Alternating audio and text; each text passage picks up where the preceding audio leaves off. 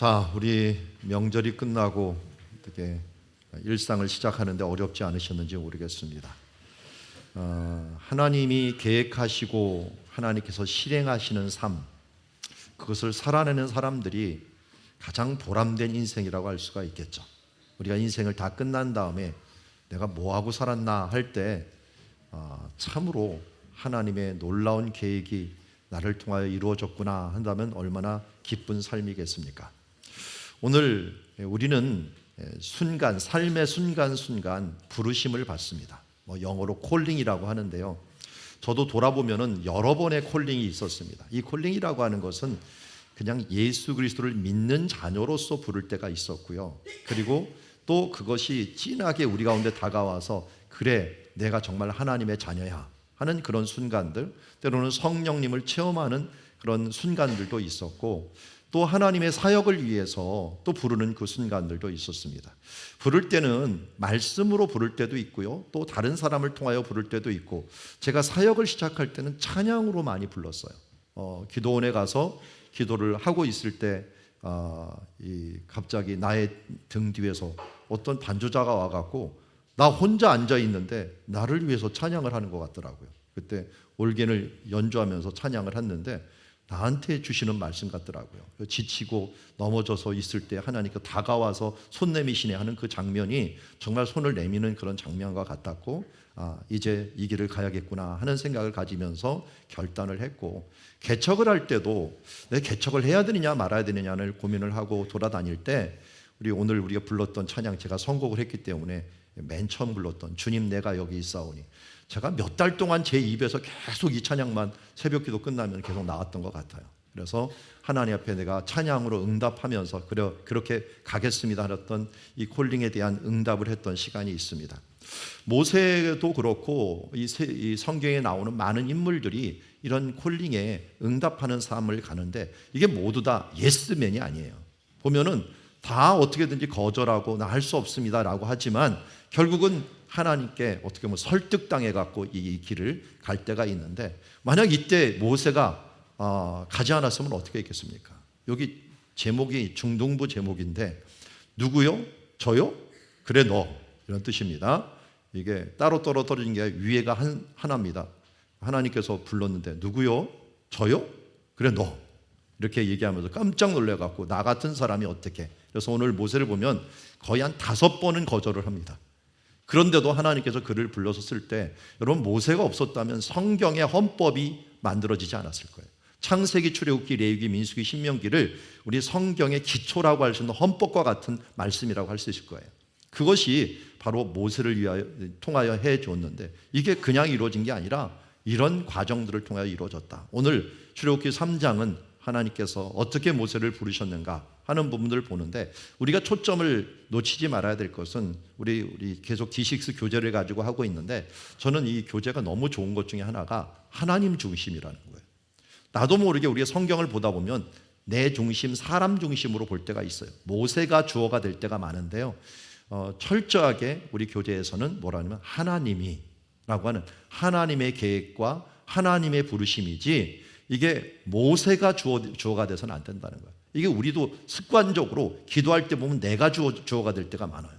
하나님이 주어가 되는 것들이 바로 하나님 중심적으로 살아가는 것이고, 우리가 하나님께 우리의 삶을 드린다는 것은 하나님의 중심을 가지고 하나님이 주어가 되는 삶을 살아간다는 것인데, 성경을 볼 때도 그렇게 보아야 된다 하는 것들을 우리에게 알려주고 있습니다. 그래서 첫 번째 주제도 하나님의 계획을 위한 부르심, 모세가 부르심을 받았다라는 것들이 우리는 그냥 받아들이지만, 그러나 하나님의 계획이 있어갖고 그를 부르셨다라는 것이에요. 하나님의 계획을 실행하기 위해서 모세를 불렀다는 거예요. 근데 모세의 상황을 잘 보면은 2장 15절에 모세가 바로의 낯을 피해서 미디안 땅으로 갔다 그랬고, 그 미디안 땅에서 뭐 하고 있었느냐? 모세가 3장 1절 보니까 그의 장인 미디안 제사장 이드로의 양떼를 치고 있었다.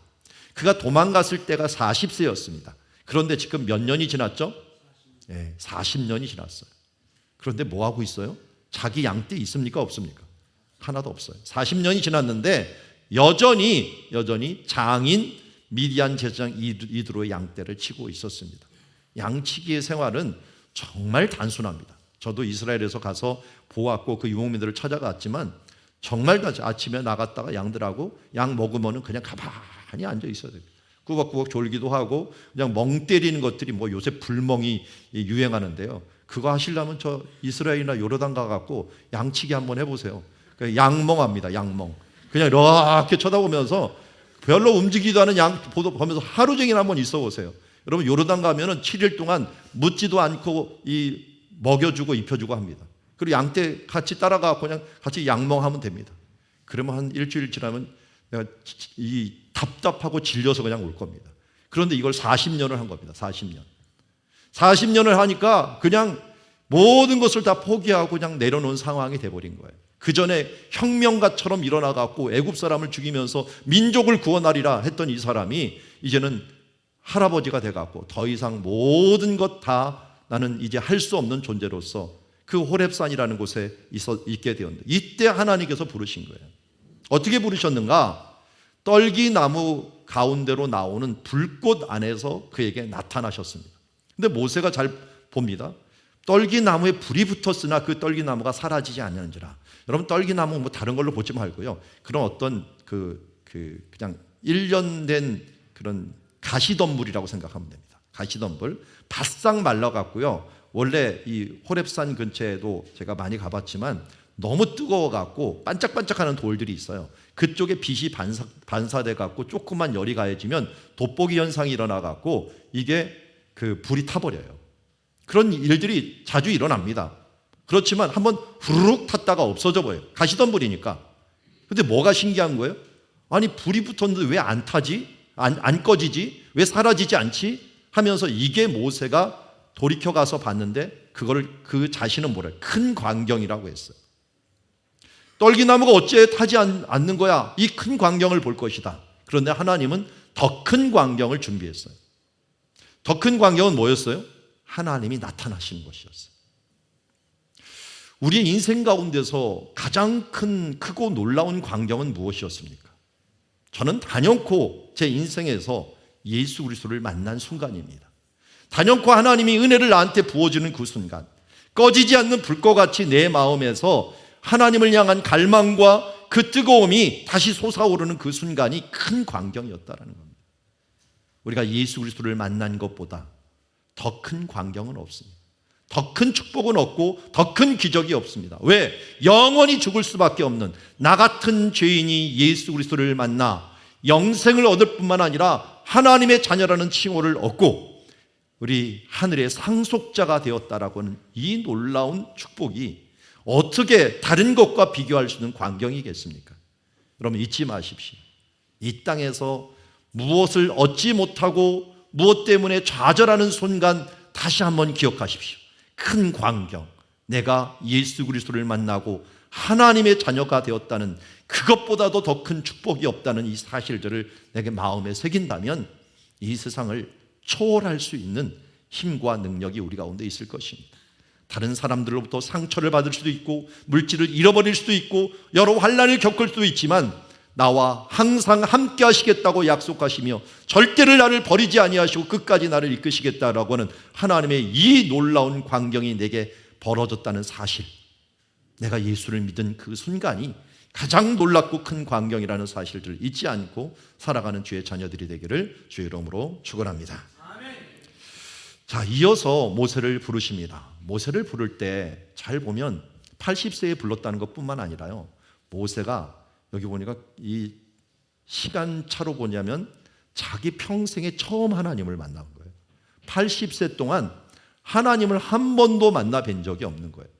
그런데 80년이 아니에요. 사실은 400년 동안 한 번도 보지 못했어요. 왜? 요셉 이후로 하나님이 이스라엘에게 나타난 적이 없는 거예요. 이걸 중간기라고 하는 말을 들어보셨을 거예요. 말라기부터 시작을 해갖고 세례 요한이 오는 이 시간까지가 400년 기간 동안 선지자가 없었다라고 해서 중간기라고 얘기를 하고 암흑기라고 얘기하는데요. 사실 요셉부터 시작해서 모세까지 하나님이 한 번도 나타나지 않았어요. 그러면서 나중에는 박해를 전부 박해를 받는 건 아니고 한 100년 정도를 박해를 받는데도 하나님께서 침묵하고 계셨어요. 여러분, 하나님이 응답하지 않으면 답답하죠? 생각해 보세요. 400년 동안 응답 안 할 때도 있어요. 80평생 응답을 안 할 때도 있었어요. 하나님을 위해 내가 뭘 해보려고 하는데도 하나님이 침묵할 때도 있었어요. 그러나 하나님은 정한 때가 되면 반드시 자기의 뜻을 나타내시고 그 계획을 실행하기 위해서 자신을 드러내신다는 걸 잊지 마십시오. 하나님의 이 드라마는 대하 드라마입니다. 그냥 짧게 끝나는 순간의 드라마가 아니에요. 우리 인생에 큰 계획을 가지시고 하나님의 수천 년간, 수만 년간의 계획을 가지시고 처음과 끝이 있는 그 말씀을 우리 가운데 창세기부터 요한계시록까지 기록해 놓았어요. 아직 이루어지지 않은 부분들도 있지만 많은 부분들은 지나갔습니다. 그렇지만 이것을 보면서 하나님이 이렇게 일하시는 걸 알아야지 잠시 내 것을 보고 하나님이 대체 왜 이러는 거야 하면서 내 짧은 견해를 가지고 내 짧은 인생을 가지고 하나님을 함부로 평가하지 말라는 겁니다. 결국 그를 불렀습니다. 부를 때 이렇게 얘기합니다. 이리로 가까이 오지 말라.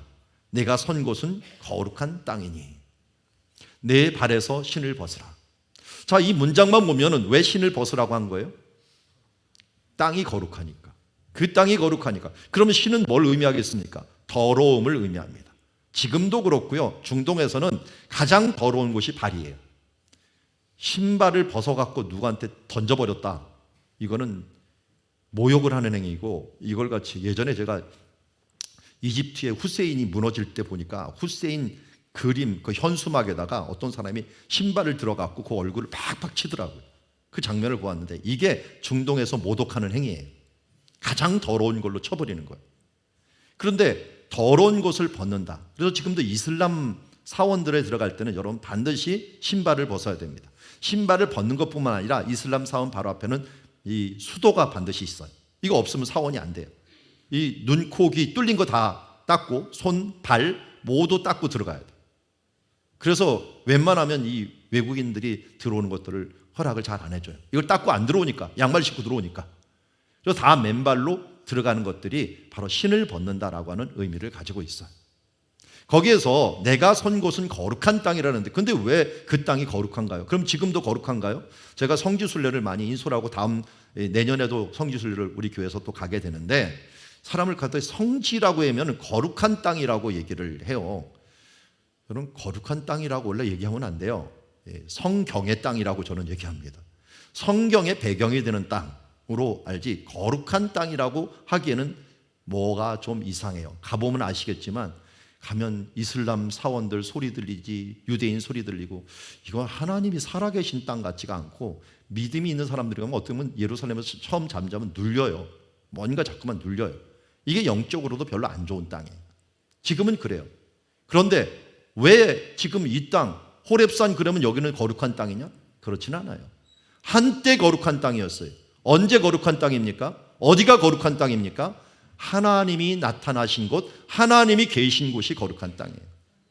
오늘도 이 자리가 거룩한 땅인 줄 믿습니다. 우리가 하나님을 믿고 하나님을 찬양하고 하나님이 성령으로 우리와 함께하는 이 장소가, 이 예배당이 그래서 거룩한 장소가 된 거예요. 성전이 된 거예요.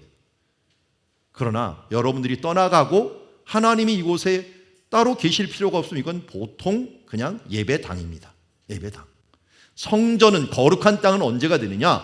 거룩한 마음을 가지고 하나님을 찬양하고 우리 마음에 예수 그리스도를 모신 사람들이 함께 모여서 거룩한 하나님을 예배하는 그 땅이 바로 거룩한 땅이 되는 것입니다. 마찬가지입니다. 여러분들, 이 집이 있고 이 집, 가정이 있습니다.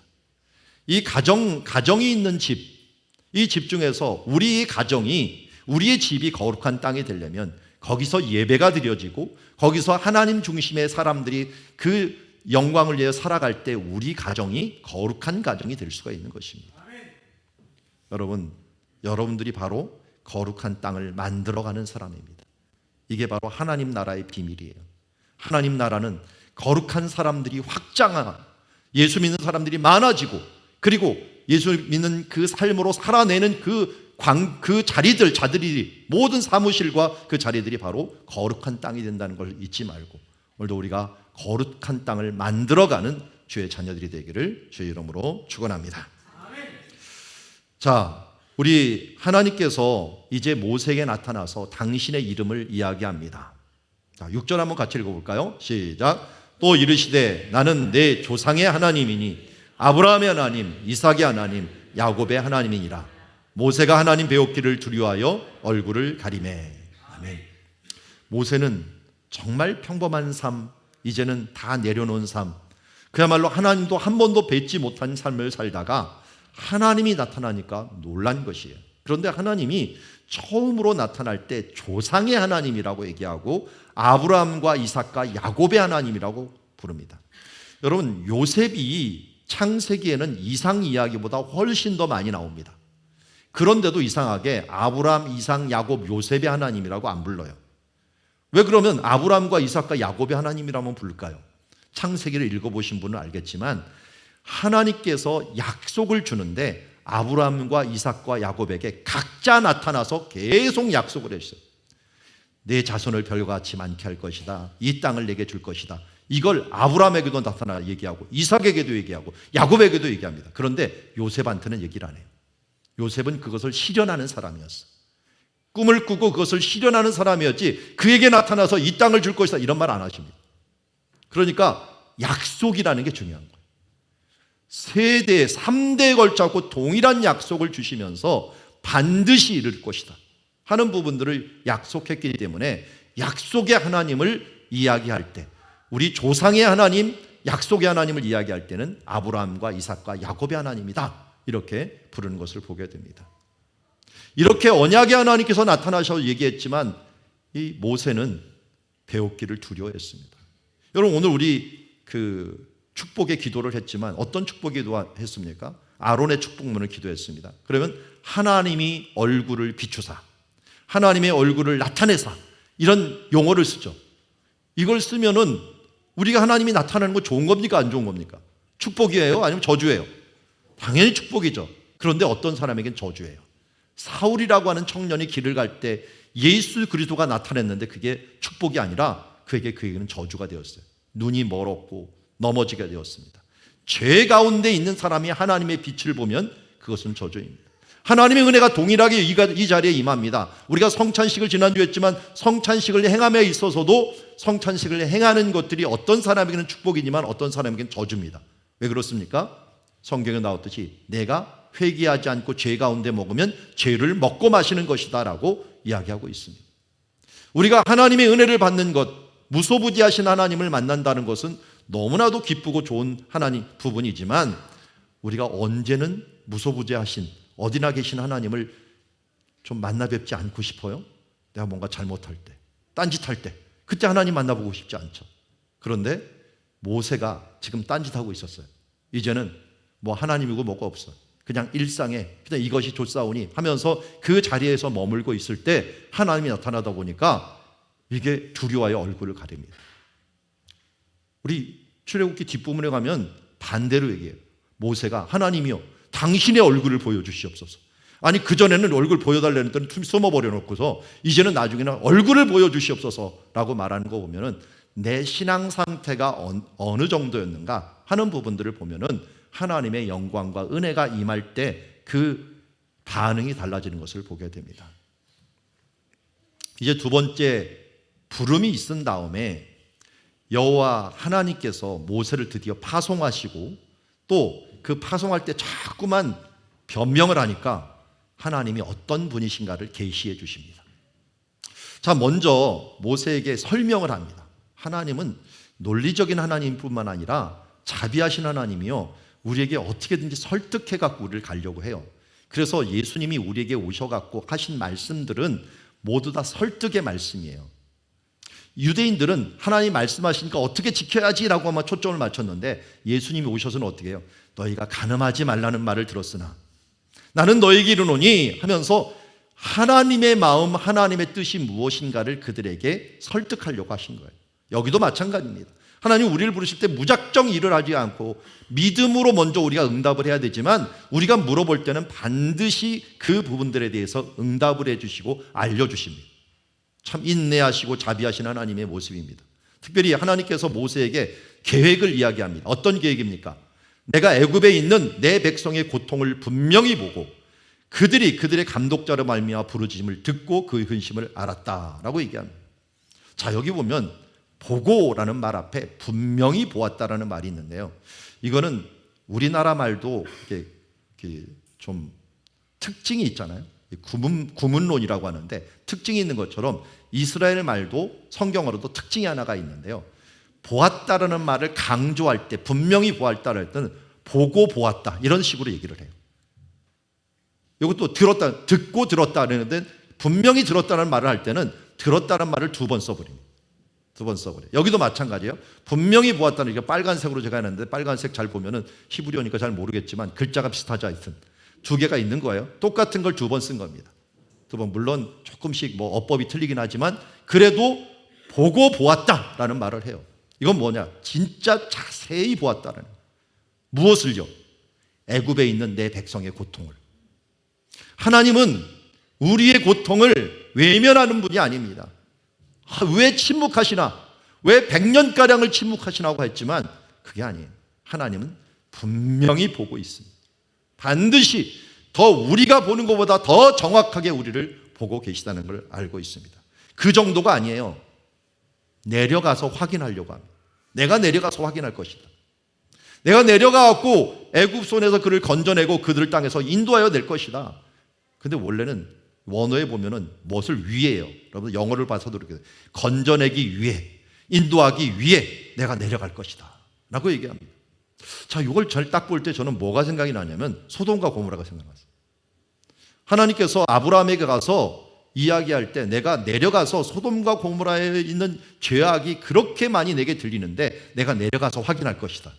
마지막에 하나님께서 이 일을 행하실 때는 직접 가십니다. 그런데 애굽으로 하나님이 직접 가셨나요? 하나님은 영이시기 때문에 안 보이시지만 직접 가는 방법이 여러 가지가 있어요.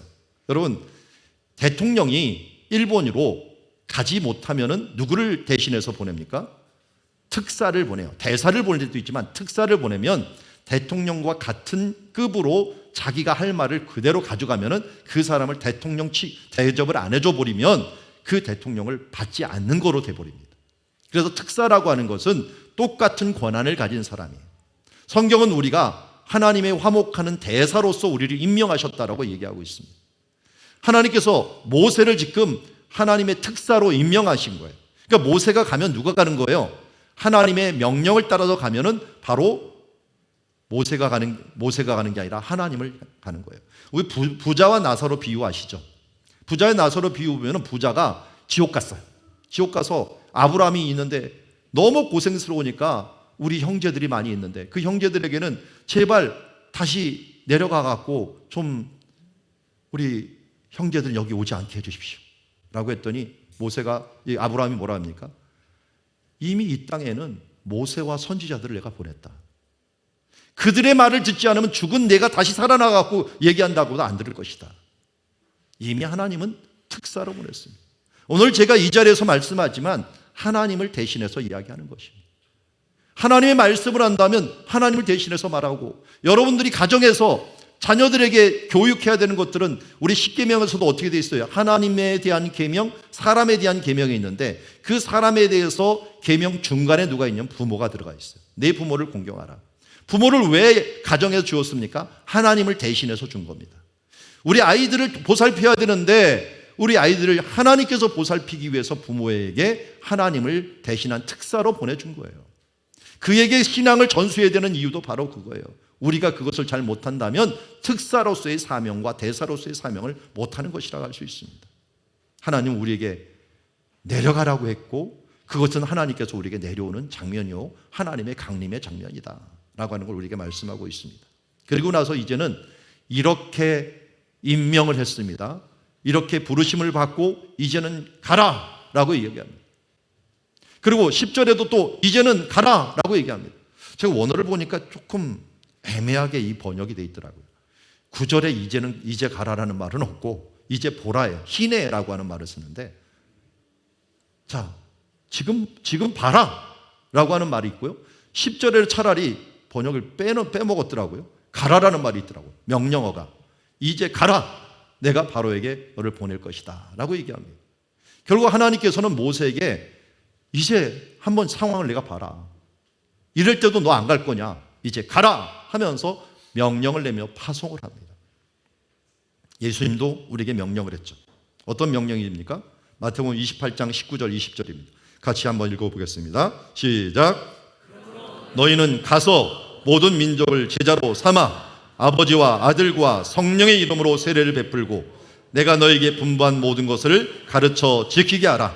볼지어다 내가 세상 끝날까지 너희와 항상 함께 있으리라 하시니라. 아멘.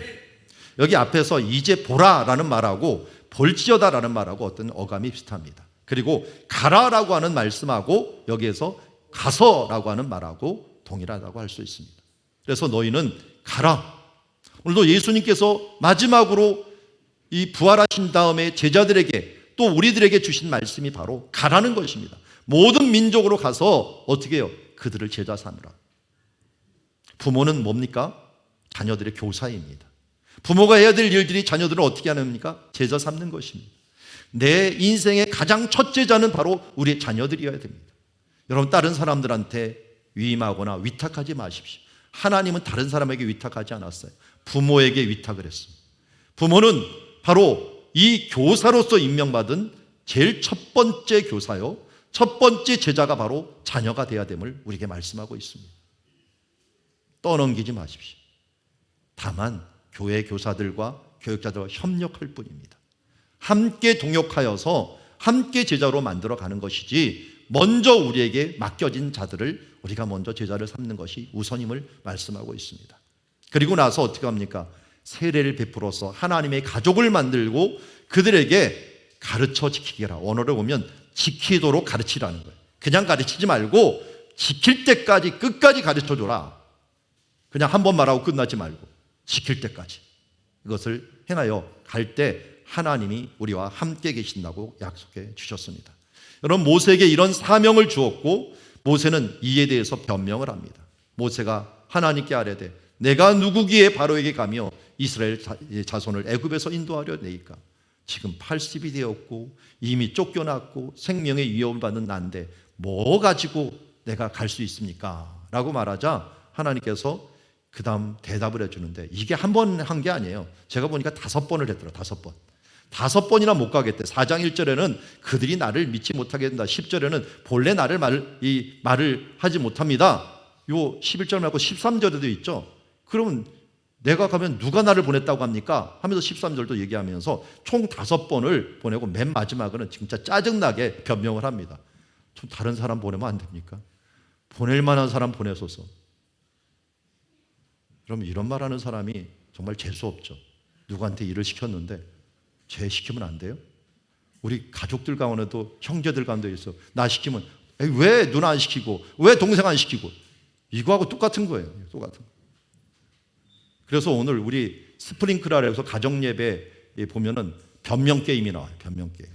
변명 게임을 해봅시다 그러는데 이게 한번 일부러 한번 변명 게임을 어제 우리 가정예배 드릴 때 한번 해봤더니 재미있게 대답을 하더라고요. 신발 신기기, 개를 밖으로 나가서 산책해주기, 쓰레기 버리기, 숙제하기, 방 청소하기. 우리 집은 어제 설거지하기 이렇게 해봤는데 순종을 해갖고 설거지를 했습니다. 그래서 감사하게 했는데 이 변명하려면 끝이 없어요. 끝이 없어요. 여기 모세 한번 보세요. 5번 변명하는데요. 하나님, 그 하신 말씀 내가 뭐기에 이걸 합니까? 했더니 내가 너와 함께 있을 것이다. 13절에 보니까 아무도 내 말을 믿어주지 않을 겁니다. 그랬더니 내가 너를 보냈다고 전해라. 나 능력이 없는데요. 내가 기적을 너한테 보여주겠다. 기적을 내가 행하는 능력을 주겠다. 난 말을 잘 못합니다. 할 말을 내가 알려주겠다. 제발 다른 사람한테 이 일을 맡겨주세요. 그랬더니 너와 함께할 조력자를 내가 보내주겠다. 이 정도면 안 갈 수 없겠죠. 근데 제가 하나님이라도 참 인내력이 대단하시다. 이 한 사람 쓰려고 5번이나 이렇게 설득을 하시나. 저 같으면 한두 번 얘기하다 안 하면 그럼 말어. 내가 다른 사람하고 내가 하고 말지. 이렇게 할 텐데 하나님은 굳이 당신이 하셔도 되는데 5번이나 계속 설득해가고 이걸 하는 거 보면은 얼마나 대단하신가. 하나님이 나에 대해서 그렇게 하고 계십니다. 그러니 나도 다른 사람에 대해서 어떻게 해야 돼요? 참아줘야 됩니다. 우리 자녀들 잘 못 참는 분들, 우리 5번 설득한 다음에 그 다음에 하나님한테 한번 얘기를 해보시기 바랍니다. 우리 하나님도 5번이나 우리에게 설득을 하셨습니다. 자, 그래서 이 12절에 보면 첫 번째 얘기를 하니까 내가 반드시 너와 함께 할 것이다. 그러면서 증거까지 보여줘. 증거. 함께 해갖고 애굽에서 인도하는 뒤에 이 땅에 다시 돌아오는 것이 내가 너와 함께하는 증거다라는 거예요. 그러니까 거기 와서 하나님을 섬기는 것이 증거라고 이야기를 합니다. 그리고 나서 모세가 또 변명을 합니다. 하나님, 내가 사람들한테 갔는데 누가 너를 보냈냐라고 하면은 그들이 내게 묻기를 그 이름이 무엇이냐? 내가 무엇이라고 그들에게 말합니까? 이게 어떻게 보면 변명하다가 말고 하나님이 어떤 분인가를 드러내는 결과를 가져오게 됩니다. 하나님의 이름이 여호와라고 얘기를 하는데 사실은 여호와라는 발음은 없어요. 뭐가 스스로 있는 자라는 뜻이에요. 스스로 있는 자인데 여호와의 이름을 망령때 일컫지 말라고 해갖고 스스로 있다라는 것들이 히브리어로 하면 모르고 영어로 하면 Y, H, W, H 또 그렇게 됩니다.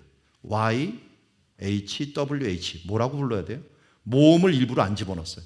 하나님을 망령때 일컫지 말라 그래갖고 이 Y, H, W, H 그럼 뭐라 불러요? 왜 그랬을까요? 하나님 부르지 말라고 함부로. 그러니까 뭐라고 불렀느냐? 주님이라고 부르고 주님. 그 주님이라고 하는 게 아도나이인데 아도나이라는 모음을 여기 의에다 붙여버린 거예요. 그러니까 여호와가 돼버린 거예요 원래 발음 때문에. 또 어떨 때는 그분 그 이름이라고 불렀어요. 하셴이라고 불렀는데 하셴의 모음을 또 집어넣으니까 야훼가 돼버렸어요. 그러니까 이거는 합성어지 원래 이름이 아니에요. 원래 이름은 여가 이게 뭐냐면 스스로 있는 자라고 하는 것에 자음을 딴 거예요. 자음을 딴 거예요. 그러니까 그 자음이니까 내가 스스로 있는 자가 여호와라는 이름의 뜻이에요. 그래서 너는 이스라엘에게 이같이 이르기를 스스로 있는 자가 나를 너에게 보내셨다라고 해라. 그리고 나서 그 이름도 이해 못하면 이렇게 얘기합니다. 너희 조상의 하나님이 바로 여호와야. 스스로 있는 자야. 그분이 스스로 있는 자고 그분이 아브라함의 하나님, 이삭의 하나님, 야곱의 하나님이야. 이것이 나의 영원한 이름이요 대대로 기억할 나의 칭호라라고 얘기합니다. 저는 아브라함과 이삭과 야곱의 하나님을 볼 때마다 예수님은 이 말씀을 가지고 살아계신 하나님을 얘기했어요. 근데 저는 이것을 볼 때마다 역사 중에 함께 하시는 하나님을 기억해요. 아브라함에게도 함께 했고 이삭에게도 함께 했고 야곱에게도 함께 했던 하나님이 바로 저와도 마찬가지예요. 저희 외할머님이 우리 대해서 가장 먼저 믿었는데요. 저희 외할머님이 믿었던 하나님, 그리고 어머님이 믿었고 아버님이 믿었던 하나님, 그리고 내가 믿었던 하나님, 그 하나님이 동일한 하나님으로 지금도 살아계셔서 나와 함께 역사하시고 그들에게 역사하셨던 하나님이 나와도 역사하시고 또 제 자녀들에게도 아들, 딸에게도 동일하게 역사하실 것 믿는 것, 그게 이 역사 가운데 함께 하시는 하나님, 그게 우리 조상의 하나님이요 우리 앞으로 자손 대대로 동일하게 일하실 하나님 여호와시라고 하는 것들을 저는 믿습니다. 그분이 바로 나의 영원한 이름이요 하나님의 칭호다라고 말씀하고 있습니다. 그 하나님께서 모세에게 다시 이야기합니다. 너는 가서 이제는 이스라엘 자손들을 모으고 그들의 이르기를 여호와 너의 조상의 하나님 곧 아브라함과 이삭과 야곱의 하나님이 나타나 이르시되 하면서 그들에게 알려주라고 합니다. 하나님께서는 참 친절하게 뭘 해야 될지를 이야기해 줍니다. 그에게 이렇게 가서 이야기하고 그들에게 결국 뭘 얘기를 해야 되느냐, 이런 하나님이 나타나 이르기를 내가 너희를 돌보아 너희가 애굽 땅에 당한 일을 확실히 보았다는 것을 알려줘라. 자, 7절에도 나왔죠. 7절에도 모세한테 얘기하기를 내가 애굽에 있는 내 백성의 고통을 분명히 보았다 그러는데 여기도 확실히 보았다는 거예요. 이것도 아까 말씀하고 똑같은 원리예요. 보았노라고 하는데요. 원래는 원어가 요 돌보아하고 보았노라하고 이렇게 좀 섞인 건데 바카드라는 말이 이 사람들이 좀 한 단어가 너무 많은 뜻이 있어요. 왜냐하면 방문하다는 것, 원어적으로는 그냥 방문하다는 것이에요. 방문하면 그냥 방문한 게 아니라 돌아보는 거예요. 돌아보는 걸 갖다가 사람들이 상황을 보는 것, 이게 바로 이 그 파카드라고 하는 단어인데 여러 가지 뜻으로 사용이 됩니다. 어떨 때는 보다라는 걸로, 어떨 때는 이 방문하다는 말로, 어떨 때는 돌보다는 말로 다양하게 사용되는데 이걸 2번 쓴 거예요. 단어를 2번 쓰면서 확실히 돌아봤다. 자, 아까 말씀드린 거 똑같아요. 분명히 보고 하나님 어떻게 하겠다는 거, 내가 내려가겠다. 내려가서 어떻게 되는 거예요? 확실히 돌아본 거예요. 다 돌아보고 그들이 어떤 상황인가를 내가 안다 라고 말씀하는 거예요. 하나님은 이런 분입니다. 여러분들이 내가 생각하는 것보다 내 상황을 더 잘 아시는 분, 내가 계획한 것보다 내 계획을 더 잘 이해하시고 더 놀랍게 일하시는 분. 어제 우리도 가정 예배 드릴 때 그 얘기를 사모가 그냥 자연스럽게 하더라고요. 내가 우리 자녀들을 결혼들이 있고 뭐 기도를 해야 되는데 뭔 기도를 못하겠다. 왜냐하면 하나님의 계획이 더 놀랍기에, 하나님의 계획이 더 크시기에 내가 이렇게 해주세요 저렇게 해주시면 하나님의 계획이 제한을 받을까 봐 그냥 하나님께 맡기면서 기도하는 기도밖에 못하겠다라고 했는데요. 사실 그렇습니다. 내가 뭘 하고 싶다고 하면은 그건 하나님의 계획을 내가 제한시키는 게 돼버려요. 저도 우리 설교를 준비하지만 정말 오랫동안 일주일 동안 계속 준비하지만 지금 제가 원고를 하나도 보지 않고 합니다. 왜 그럽니까? 제가 열심히 준비하지만 하나님이 주시는 그 뜻과 하나님 말씀을 제한하지 않기 위해서 그렇습니다. 하나님께서 이 자리에 필요한 사람들에게 필요한 말씀을 전하게 나를 사용하시옵소서 하면서 나를 내던지는 거지, 하나님께서 내가 준비한 거 그대로 그것을 얘기하다가는 자칫 그때 일이고 내 생각을 전하기 쉽기 때문에 하나님께 맡기면서 가는 것입니다. 제 인생도 마찬가지예요. 제가 원하는 게 있어요. 하고 싶은 게 있어요. 그러나 내 생각보다 내 계획보다 더 크고 더 놀랍게 일하실 하나님이 있기 때문에 하루하루를 주님께 맡기며 나아가는 것입니다. 이게 바로 하나님, 전지하신 하나님, 전능하신 하나님께 내 인생을 맡기며 살아가는 삶이라고 할 수 있고 하나님이 주어가 되는 삶이라고 할 수가 있을 것입니다. 그러면서 하나님께서는 다시 그들에게 언약을 합니다. 내가 말하였거니와 하면서 내가 그 땅으로 올라가게 하리라. 내가 아브라함과 이삭에게 바로 그것을 약속한 것을 이룰 것이다 라고 말씀하였습니다. 자, 그런데 여기서 중요한 것 하나를 말씀드립니다. 그들을 가나안 땅으로 불러내는 이유가 뭡니까 대체? 그게 바로 12절과 18절에 동일하게 나옵니다. 자, 우리 18절 같이 한번 읽어봅시다. 시작. 그들이 내 말을 들으리니 너는 그들의 장로들과 함께 애굽 왕에게 이르기를 히브리 사람의 하나님 여호와께서 우리에게 임하셨은즉 우리가 우리 하나님 여호와께 제사를 드리려 하오니 사흘길쯤 광야로 가도록 허락하소서 하라. 아멘. 하루 이틀 사흘 3일길 정도를 광야로 나가게 하는데 그 나가게 하는 이유가 뭐라고요? 여호와께 제사, 여호와께 예배를 드리려고 한다. 그리고 12절에도 마찬가지였어요. 내가 너를 구원하여서 뭘 이 산에 왜 오라 그럽니까? 이 산에서 하나님을 섬기기 위해서. 가나안 땅도 왜 갑니까? 하나님을 섬기기 위해서. 하나님을 예배하는 일들을 위하여 우리를 부르신 것입니다. 그래서 오늘 요절이 바로 이겁니다. 우리 구원의 목적은 무엇인가? 이사야서 43장 21절 외우기도 쉬워요. 4321. 4321입니다. 같이 한번 읽어봅시다. 시작. 이 백성은 내가 나를 위하여 지었나니 나를 찬송하게 하려 함이니라. 아멘. 성가대 기도할 때 제가 매번 기도할 때 이 말씀을 써먹는데 나를 찬송하게 하려 합니다. 우리를 왜 구원했어요? 하나님을 찬송하는 게 바로 하나님을 예배하는 것이. 하나님을 예배하는 것을 위해서 우리 인간을 창조해 주셨어요. 우리 천국 가도 뭐예요? 찬송이에요. 그래서 성가대, 찬양단 이거 천국 연습 먼저 하는 거예요. 오늘 이 카페 어느 분, 여기 성가대 중에 한 분이 김 집사님이 카페에서 막 찬양을 하는데 너무 멋진 찬양을 해갖고 오늘 성가 찬양인가 했더니 성가 찬양이 아니더라고요. 근데 그걸 혼자서 막 찬양을 부르고 있는데 듣기가 좋았는데 이게 하나님이 기뻐하시는 부분이 뭘까? 우리가 어떤 목적도 가지지 말고 그냥 순수하게 하나님을 찬양하고 기뻐하는 것. 그것이 하나님이 우리를 만든 목적이기 때문에 기뻐하는 것이 아닐까. 우리 지난번 찬양 간증 때는 입덧 할 때 그냥 복음송가 처음부터 끝까지 다 읽어보고 찬양했다고 하는데, 이찬수 목사님도 옛날에 그랬더라고요. 그냥 할 일 없으면 복음송가 처음부터 끝까지, 찬송가 처음부터 끝까지 찬양했다라고 하는데, 여러분, 우리가 하나님을 찬송하는 것들이 우리의 본분이요, 예배하는 것들이 우리의 본분입니다. 그래서 여러분, 왜 구원받고 왜 삽니까? 하나님을 찬송하기 위해서 삽니다. 그런데 일주일에 한 번 딱 와갖고 하나님 찬송하고, 나 하나님을 찬송하기 위해서 살고 존재합니다, 이러면 좀 민망하죠. 예. 우리가 어디 있든지 어디서든지 성경책 먼지 털지 마시고, 찬송가 먼지 털지 마시고, 언제든지 우리가 어느 상황인지 예배하고 찬송하는 것들. 우리 요새 얼마나 환경이 좋습니까? 찬송을 어디든지 틀어놓을 수 있잖아요. 찬양을 틀어놓고 또 내가 찬송을 따라 부르기도 하고, 나 혼자 찬송을 부르기도 하면서 하나님을 찬송하는 자로서 서나가고, 하나님을 예배하는 자로 서나가는 우리가 되기를 원합니다. 자, 우리가 하나님께 예배할 때는요, 항상 따라오는 게 있어요. 그게 장애물입니다. 장벽이 있어요. 여기도 마찬가지. 하나님을 예배하려고 하려는데 아예 예언을 합니다. 내가 강한 손으로 치기 전에는 애굽 왕이 너희가 가도록 허락하지 않을 것이다. 여러분, 예배드리러 올 때는 반드시 장애가 있어요. 오늘도 아마 싸워갖고 모든 가정이 있지는 않을까 좀 걱정이 돼요.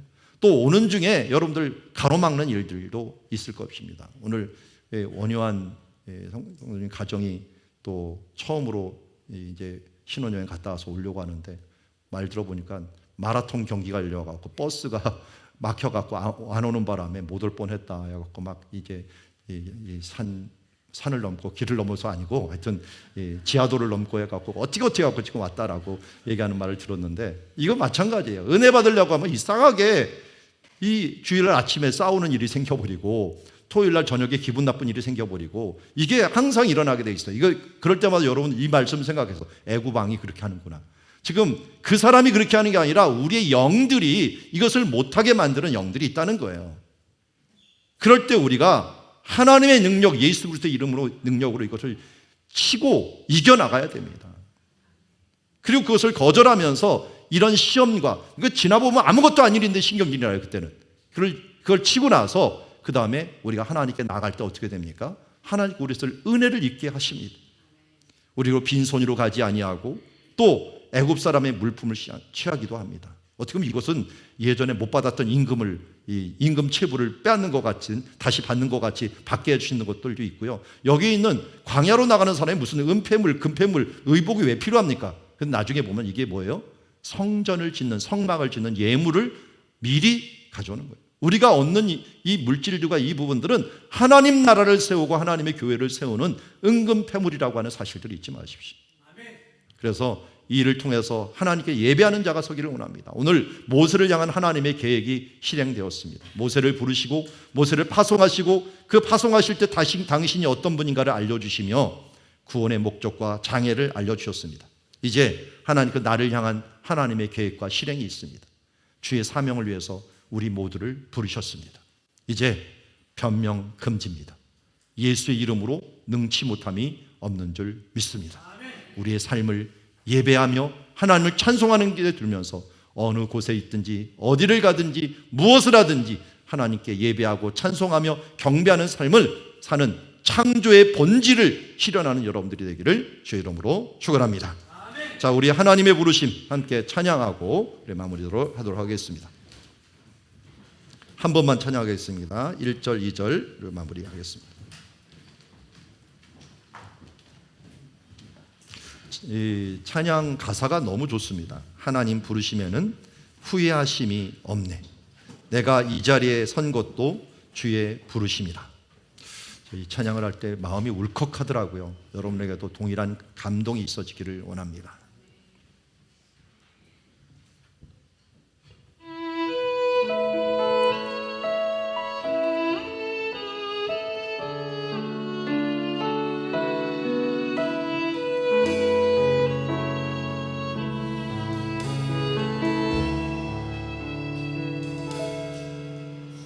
하나님의 부르심에는 후회하심이 없네. 내가 이 자리에 선 것도 주의 부르심이라. 하나님의 부르심에는 결코 실수가 없네. 나를 부르신 하나님의 신하심을 믿네. 나를 부르신 뜻을 나는 알 수 없지만 오직 주의 길을 가리라. 때론 내가 연약해서도 주님 날 도우시니 주의 놀라운 계획 난 믿으며 살리. 날 부르신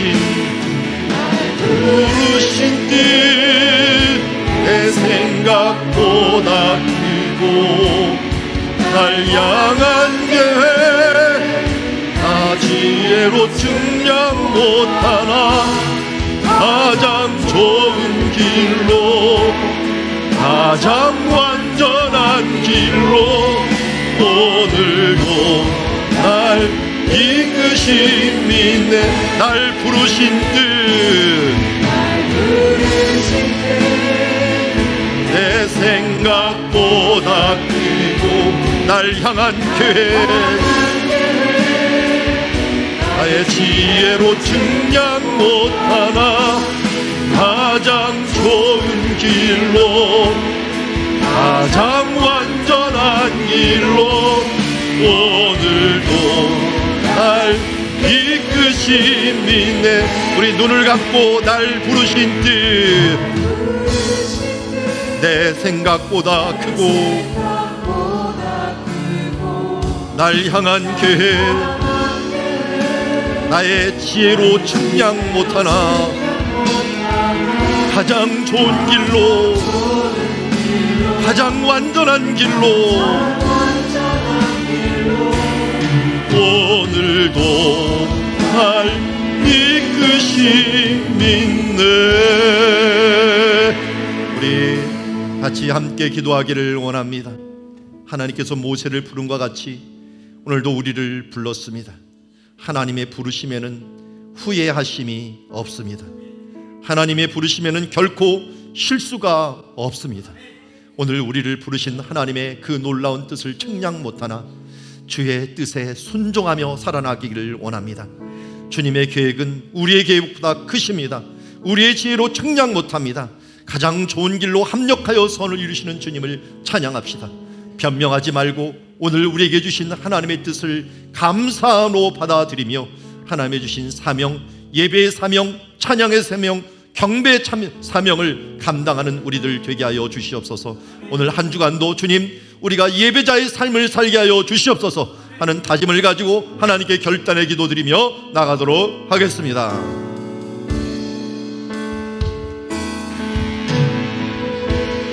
하나님 아버지, 오늘도 당신의 부르심에 실수하심이 없고 하나님의 부르심에 후회하심이 없는 줄 믿습니다.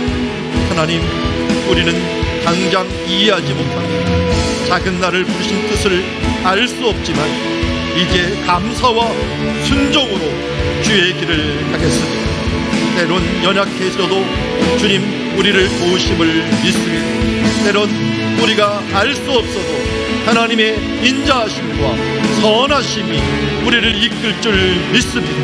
하나님, 주님을 예배하는 자로 우리를 불렀사오니 우리의 일평생 동안 불평하지 말고 주님 변명하지 말고 하나님께 감사하며 주를 우리를 향한 하나님의 뜻 측량 못할 하나님의 놀라운 길들을 감사하며 나아갈 수 있는 우리가 되게 하여 주시옵소서. 우리의 입술에 주님을 향한 찬양이 끊이지 않게 하여 주시옵소서. 우리의 삶 속에 주를 향한 경배가 주여 항상 끊이지 아니하도록 우리를 이끌어 주시고 함께하여 주시기를 원하옵나이다. 주님, 내 생각보다 크고 놀라우신 하나님의 부르심 앞에 응답하며 모세와 같이 나아갈 때 하나님의 놀라운 뜻이 우리 가운데 있어지며 하나님의 권능이 우리 가운데 역사할 줄 믿습니다. 아멘. 하나님이 계신 곳이 거룩한 땅인 줄 믿습니다. 오늘 우리 예수 그리스도를 모시고 그 뜻을 실현하는 그 땅이 거룩한 땅인 줄 믿습니다. 이제 우리가 하나님 나라를 이루어 나가며 우리의 가정을 거룩한 가정으로, 우리의 직장을 거룩한 직장으로, 우리의 머무는 곳들을 거룩한 땅으로 주여 바꾸어 나가는 주의 자녀들 되게 하여 주시옵소서. 주님, 우리는 때로는 당장 무엇을 해야 되는지 알지 못하지만 우리는 믿습니다. 하나님은 인자하시고 선하심을 믿습니다. 부르신 뜻이 내 생각보다 크고 날 향한 계획이 내 지혜로 측량 못함을 믿습니다. 가장 좋은 길로, 가장 완전한 길로 오늘도 이끌어 주시는 주님을 찬양합니다. 예수 그리스도 이름으로 기도드리옵나이다. 아멘.